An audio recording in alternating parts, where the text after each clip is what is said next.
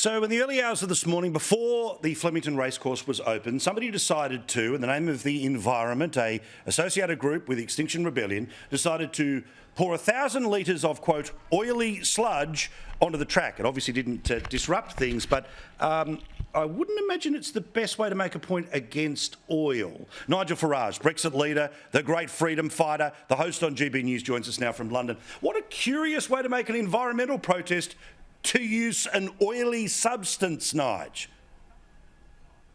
Just goes to show that in a crisis, only fossil fuels will do. I think it's, I think, as we're learning from Germany, as they open coal-fired power stations all over Germany, and yet they'll turn up at COP27 in a couple of weeks and pretend that they're all part of the net zero agenda. No, what we're dealing with here is anarchy on the most extraordinary level. In the last week, we've had protesters spraying orange paint on car showrooms, the Bank of England, MI5.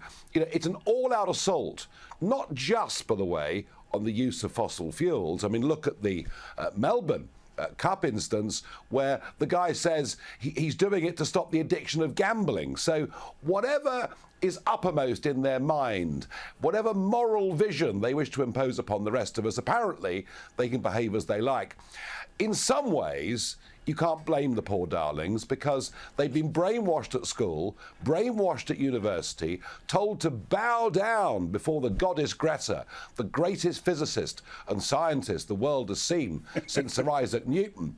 And no one's told them that only 3% of global CO2 is produced by man, and that in the case of Australia and my country, the UK too, we are less than 1% of that. Nobody has told them this at any point in their lives, and this is what you get when you have a total failure of the education system.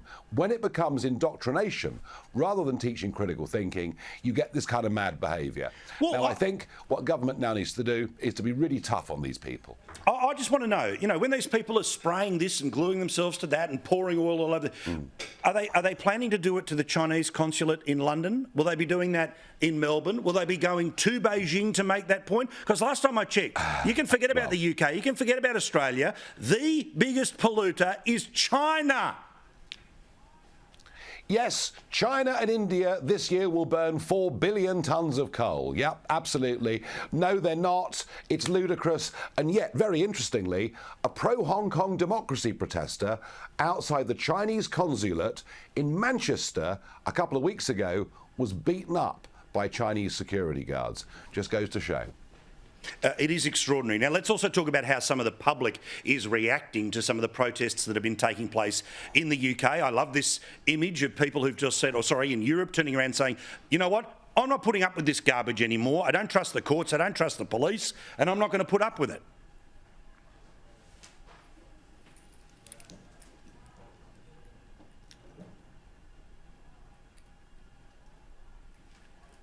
Yeah, sorry. I mean, I completely understand why people are frustrated. I completely understand why they feel moved to physically act. There was a woman in Essex last year who sort of nudged them with her Range Rover and finished up getting a fine for doing it. But look, we don't want to live in a society where we have to resort to violence ourselves to stop anarchists. We expect it is maddening. It really our police forces to do this.